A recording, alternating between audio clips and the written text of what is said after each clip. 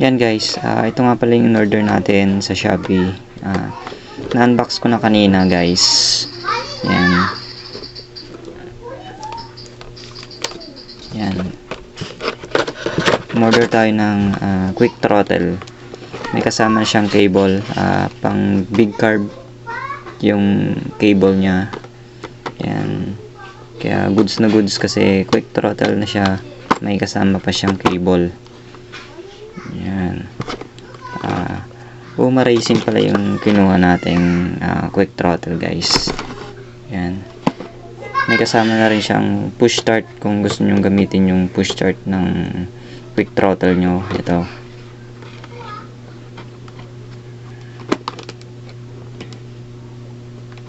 Yan siya.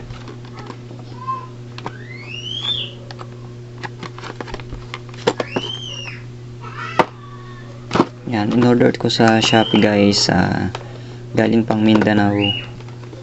Lahat ng mga nakita kong quick throttle ng Uma, galing pang Mindanao guys. Kaya almost weeks din bago dumating.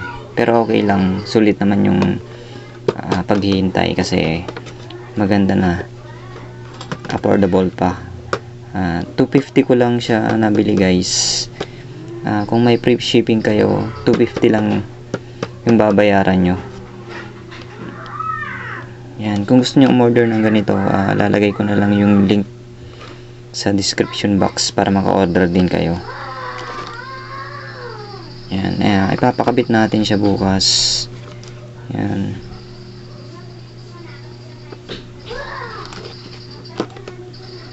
Yan, update ko na lang kayo pagkakabit na siya.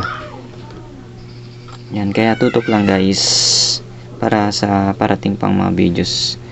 Marami pa tayong i-upload guys about sa Raider 150 natin. Kakabit ko pala to sa Raider 150 kasi yung motor natin Raider 150. Yan guys, update ko na lang kayo pagkakabit na to. The next day. Guys, nakabit na tong Oma Racing natin. Yan, goods na goods siya guys.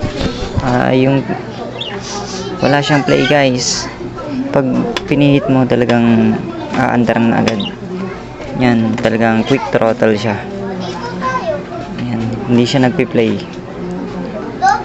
Kaya pag pinihit mo, mag-aano agad yung carb natin. Arangkada siya agad. Kaya goods na goods tong Uma Racing natin. Yan. Tsaka gumagana tong starter. Ito yung ginagamit kong push start guys.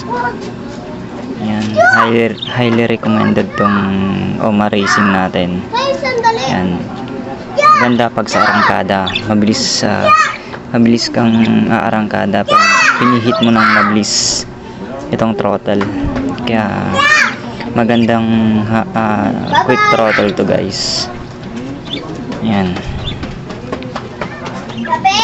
Yan, kung gusto nyo order ng ganito guys, lalagay ko na lang yung link sa description box para makapag-order kayo ng Oma Racing na quick throttle. Yan.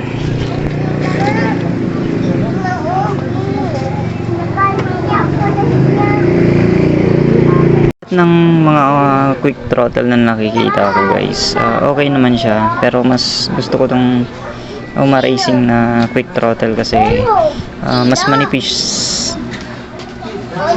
siya kaysa sa ibang quick throttle. Dati yung quick throttle natin guys, Domino quick throttle siya, pero sobrang laki ng play niya dito, talagang sobrang play. Pero etong Uma Racing natin hindi siya nagpi-play guys.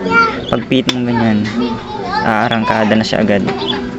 Kaya nagustuhan ko rin tong Uma Racing na quick throttle. Yan. Yan, hanggang dito na lang yung video natin guys. Kung gusto nyo order ng ganito, lalagay ko na lang yung link sa description box. Yan.